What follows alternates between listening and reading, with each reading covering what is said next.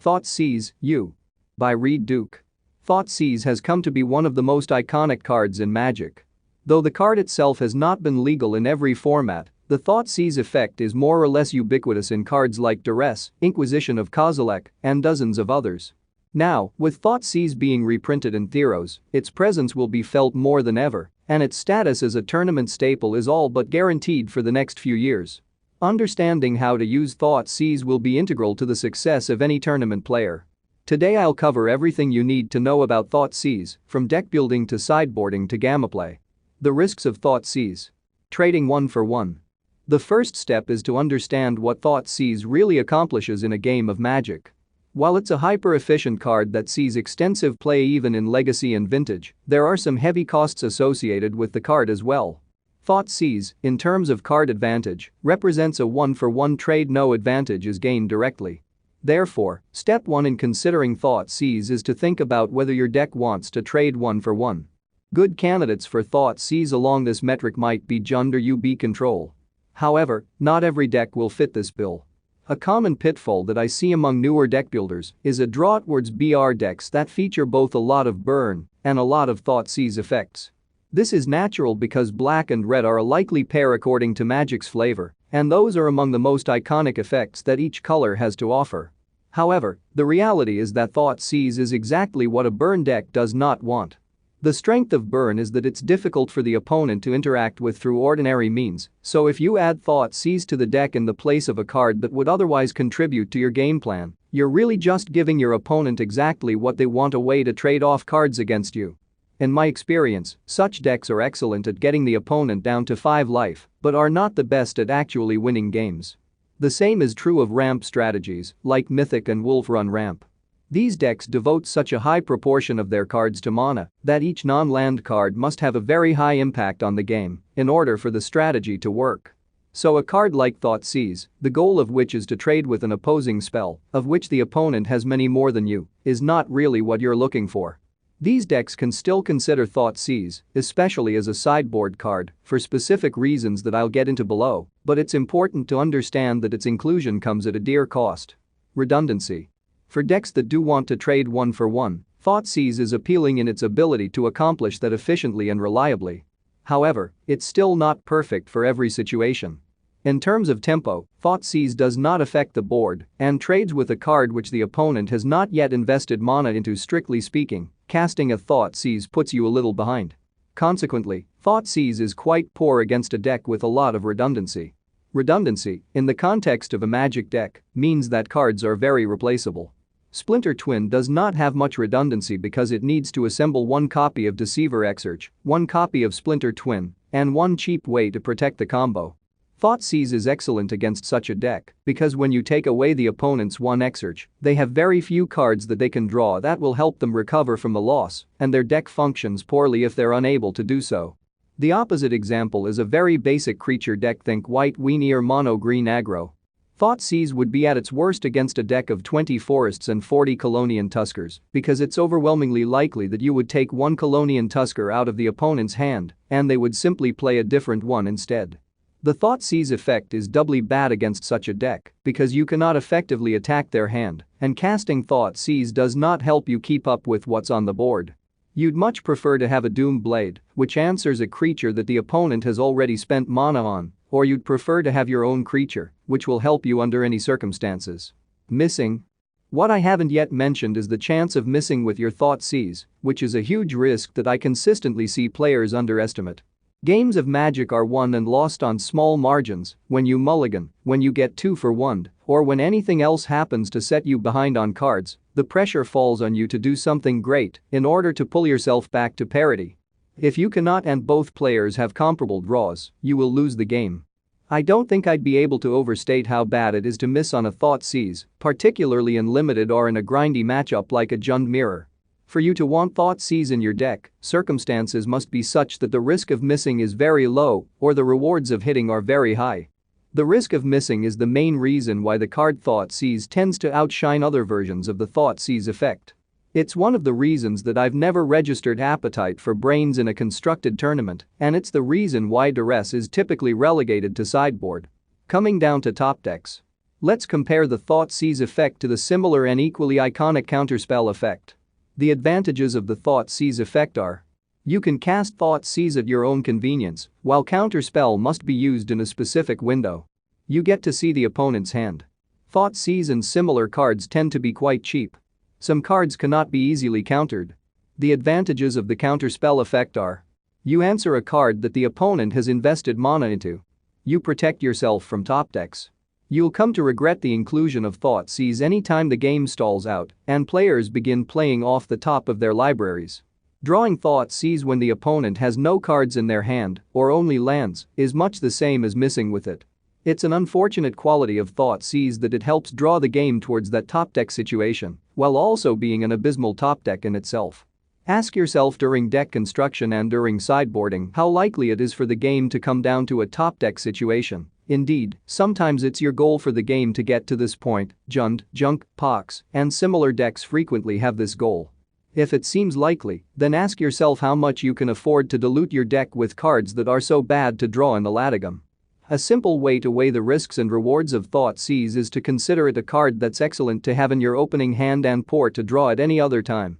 Before you start playing, try to predict how many turns the game is likely go, and you'll get a number for how many cards you're going to see in a typical game. Compare the number of cards that you'll draw in your opening hand, hopefully 7, to the number of cards you'll draw off the top of your deck in the course of the game. When this ratio is high, as it is against a fast combo deck, Thoughtseize is more likely to shine. While it might not be intuitive, I've found Inquisition of Kozilek to be an excellent card in modern Jund against decks like Affinity and Burn. The life loss on Thoughtseize can be a large cost and should be evaluated on a case-by-case basis for exactly this reason. When the ratio is low, as it is in something like a Jund mirror, Thoughtseize is more likely to be a liability. For years, I've felt confident in my ability to win Jund mirrors in modern. My secret is that I sideboard out every last Thoughtseize, Inquisition of Kozilek, and the rest that I have in favor of cards that are more powerful to rip off the top of my deck. Almost invariably both players have empty hands by turn 4 or 5, and against an opponent who has 6 dead draws in their deck, my chances to win a game from that point become quite high the longer the game drags on. To recap, be wary of including Thoughtseize in decks that do not want to trade 1 for 1. Thoughtseize has lower value in a metagame full of decks with a lot of redundancy.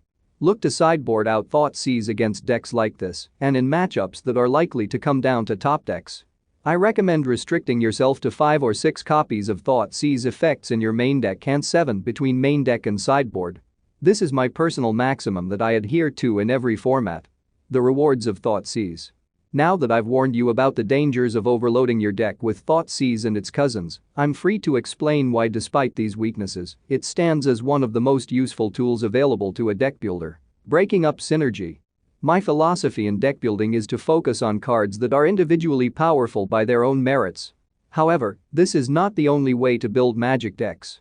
In fact, my friend and teammate, the esteemed Sam Black, takes much the opposite approach, looking for advantages in favorable interactions between cards.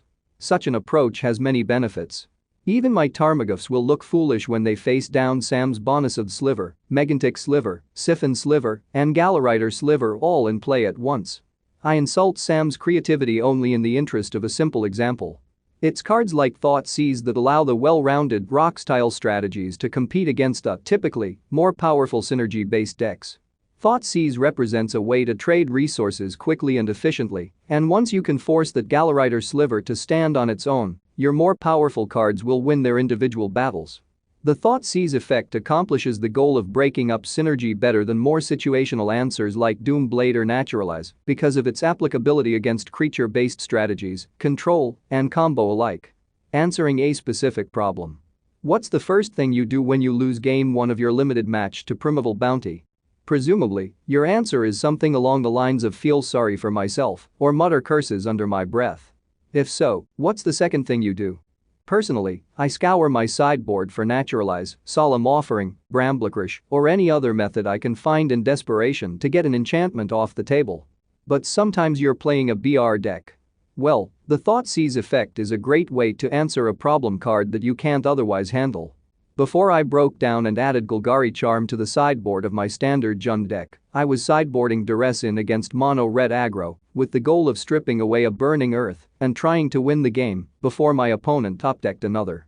It's not the perfect plan, but it's better than simply giving up. Plus, some cards simply cannot be answered after the fact. Imagine a BW tokens deck that struggles a great deal against Supreme Verdict. The best answer might be to try to take it away with Thoughtseize. I always rest a little easier when I have Thoughtseize in my deck because I know that it represents at least a possible answer to nearly anything my opponent can throw at me. I'll return to the concept of answering a specific problem in the gameplay section below. Seeing the opponent's hand. While it's hard to put a tangible value on seeing the opponent's hand, I've always found it to be quite a large advantage that most players undervalue. Personally, I was a player who developed good and precise technical play before I had much of a knack for reading my opponents.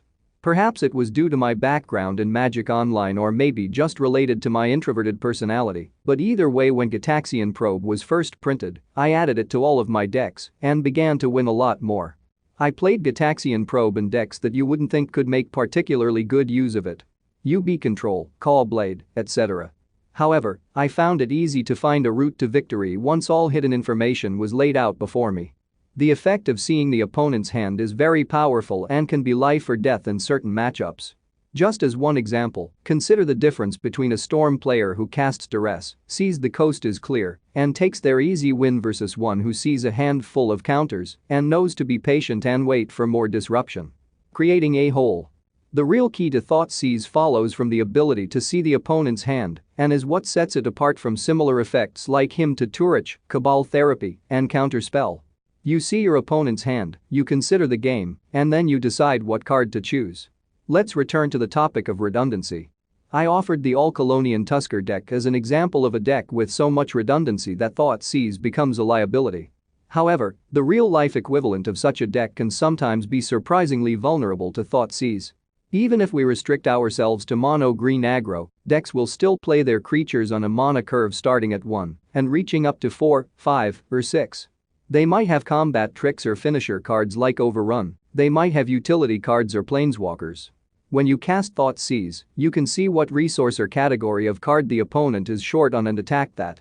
If you see a hand of weenie creatures, you can strip the one giant growth and feel safe behind your Senjur Vampire. If you see a hand full of top-end finishers, you can strip their one cheap play and push your early advantage. I made the claim earlier that Thoughtseize puts you behind on tempo, but this is truer in a technical sense than in practice, since you can use Thoughtseize to break up an opponent's mana curve. If you cast it early in the game and they only have one strong play to make on the following turn, or if you can plan further ahead than that, you can strip that card and make them waste their mana. Gameplay. Casting Thoughtseize. Creating a hole against a control deck. With regard to redundancy, we've discussed creature beatdown decks, and we've discussed synergistic combo decks. A third category of deck against which Thoughtseize really shines is the reactive control deck. While control decks often feature cards that are individually good, they do require a proper mix in order to function properly. For example, not enough creature defense and you can lose to a quick rush. No counter spells and you can lose to a planeswalker, no finishers and you can flood out and lose the late game. These are the matchups where creating a hole is most important. I believe that Thoughtseize has become even better against control decks as the card pool of Magic has expanded and is particularly powerful alongside planeswalkers. I love playing Jund against control decks like U with R in both Standard and Modern because there are so many possible approaches to the game and it's a fun challenge to find the best one. Standard Jund, after sideboarding, will have powerful creatures, planeswalkers, Rakdos Return, Underworld Connections, and sometimes even more angles of attack like Acidic Slime or Rurik Thar, the Unbowed. Granted, U with R has ways to beat any and all of these cards, but it's difficult for the opponent to have them all at any one time. It's nearly impossible when you're duressing them. When you cast Duress, you get to see your opponent's vulnerabilities. If they have too much removal, then maybe you shouldn't even bother trying to beat them with creatures, just take away their counter and resolve a Rakdos Return. On the other hand, if you duress on turn 1 on the play and they have a hand full of Dissipates, take away their Detention Sphere and see what you can stick in the first 3 turns of the game. Example. You have 2 lands in play and your opponent has 1. You cast Duress on turn 2, and these are both players' hands. Your hand? Woodland Cemetery, Cavern of Souls, Underworld Connection, Huntmaster of the Fells and Rakdos Return. Opponent's hand. Hallowed Fountain, Clifftop Retreat, Syncopate, Negate, Dissipate, Warleader's Helix and Thundermaw Hellkite. Generally speaking, Underworld Connections is one of the best cards against you with R, but the key to this situation is that you need to ignore it, at least for the time being. This duress has shown you your opponent's strength, a lot of counter spells and one possible weakness, not many answers to a resolved creature. In this example, I would take Warleader's Helix and use Cavern of Souls to resolve Huntmaster of the Fells. Huntmaster is not traditionally one of the best cards in the matchup, but in this case it's what the situation calls for. The opponent has plenty of top decks that can answer the Huntmaster, but at least if they have to tap out for Supreme Verdict or Thundermaw Hellkite, you'll have a window to resolve a spell in spite of all their counters. You're unlikely to have much luck trying to brute force through all of those counters. Answering a specific problem. The gameplay of Thoughtseize comes down to two questions: when to cast it and what card to take. The two questions are related. Once you know the matchup, ask yourself what the most important cards are to take with your Thoughtseize. In the example of the limited match used above, I've sideboarded in Duress with the goal of stopping my opponent's Primeval Bounty. The ideal time to cast Duress is probably the turn right before they hit 6 mana, since that's the time that they're most likely to have the bounty in their hand. If I'm playing Jund and my opponent is playing BW tokens with the troublesome Auriok champion, then I'm going to make sure that I cast Thoughtseize on turn 1 when I'm on the draw and by turn 2 when I'm on the play. I could go on and on with examples of proactive problem cards that your opponent could have, but the answer is typically going to be to cast Thoughtseize as late as you can conveniently do so without giving them a chance to cast the problem card. It's important to note that in reality there are frequently multiple problem cards in any given matchup, in which case you need to adjust accordingly. Say the Primeval Bounty player is GW and also has a Johnny, Caller of the Pride. It would be foolish to wait too long on your Duress and let them stick the Planeswalker, because then you might lose a game where they don't even draw Primeval Bounty.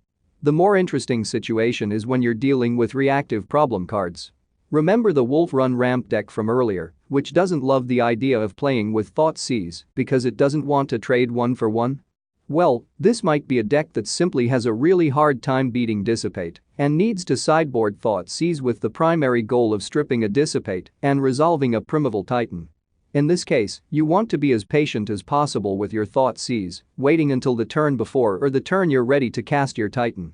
It would be awful to fire off your Thoughtseize on turn 1 and then have them draw into Dissipate in the meantime. The trickier situations will arise on turn 5 when you don't have a Titan in your hand but are hoping to draw one, or when you have Titan, Thoughtseize, and 6 mana but no 7th land in hand. These should be handled case by case depending on how desperate you feel and how much you can afford to be patient. If I'm forced to make generalizations, I would try to hold my Thoughtseize in the first example until I draw a Titan. I would cast Thoughtseize right away in the second example so that I can play Titan the following turn, whether I draw land or not. Notice that in all of the examples given so far, the only time Thoughtseize has been cast on turn 1 is when we're on the draw against a deck with Auriok champion. Thoughtseize does not have to be cast at the earliest possible moment unless there is a special reason why you want to play it that way. I'll close today by making some general suggestions about how to use Thoughtseize when you do not have a specific goal in mind. Thoughtseize for value. When to cast Thoughtseize. Do not let Thoughtseize ruin your own game plan. Thoughtseize should simply be one more tool to use at your convenience and not a card that should force you to go out of your way. Unless I have a reason to do otherwise, I will play my creature instead of playing my Thoughtseize. Unless I have a reason to do otherwise, I will play my tapped land instead of playing my Thoughtseize. I do not know whether Thoughtseize will go up or down in value each additional turn I wait, so I will make plays that I know are time sensitive, playing creatures first, and will not pay a tangible cost, 2 life on a shockland, in order to play the Thoughtseize sooner. Example. You're playing Modern Jund. This is your hand on the play against an unknown opponent. Overgrown Tomb, Blood Crypt, Thoughtseize, Lightning Bolt, Terminate, Liliana of the Veil, and another Liliana of the Veil. In this scenario, I would play Blood Crypt tapped. If my opponent did nothing, I would play Thoughtseize on turn 2 and play Overgrown Tomb tapped. There is no predictable play that my opponent could make on turn 1 that I feel I desperately need to stop. If they play Deathrite Shaman, I can bolt it and Thoughtseize on turn 2. If they Thoughtseize me, my hand is fairly redundant and I'm not afraid of losing any particular card. If they cast Serum Visions or hold up Spell Snare, I don't really care, I probably wouldn't have taken those cards anyway. If I were to top deck a 2-drop creature, my patience will have cost me a little bit, but Jund isn't a deck where you really need to rush. Life is important, and it's not even clear that Shock Myself, Thoughtseize, Shock Myself, Dark Confidant will be a great play depending on the matchup. I stand to gain 2 life and have extra information by paying the small price of waiting 1 extra turn on my Thoughtseize. Thoughtseize for value. What card to take? A convenient time for casting Thoughtseize has finally presented itself, but you still have no special goal in mind. First, look at the opponent's hand and see if you can create a hole, aka, create and exploit a vulnerability. If you can't, no problem. There's no need to try to force anything or to get impatient. Just take their most powerful card. In Modern, I have a hierarchy of cards that I like to Thoughtseize away against blue mid-range or control decks. When in doubt, I take Snapcaster Mage. If there's no Snapcaster Mage, I take Cryptic Command, and if there's no Cryptic Command, I take Sphinx's Revelation or some other powerful late-game card. I also have a rule that I never try to mana screw my opponent. Lots of experience has simply led me to view it as an unreliable strategy. I never take a Mox Opal or Springleaf Drum against Affinity ever. If my opponent kept a 1-lander with Serum Visions, I'll often still take their Snapcaster Mage, unless I really think I can put on a lot of pressure and close the game fast. Eventually, your opponent will draw out of their mana screw, and you'll regret not taking their more powerful card. If they don't, then you'll win anyway. Putting it all together. I hope this primer has helped you to better understand Thoughtseize, if only in a small way. The card is an incredibly powerful tool that all tournament Magic players should know how and when to use. However, it carries a substantial amount of risk with it as well. To recap, Thoughtseize doesn't belong in just any deck. Sideboard it out against decks with redundancy or when the game is likely to come down to top decks. Think ahead about what cards you most want to take with Thoughtseize. Use it to answer the cards that you can't easily answer otherwise. When you cast Thoughtseize, try to create a hole. Look for a vulnerability and push that angle of attack. When in doubt, get maximum value from your Thoughtseize by casting it at your convenience and taking the opponent's most powerful card. Keep these tips in mind and Thoughtseize will serve you well across many formats and for many years to come.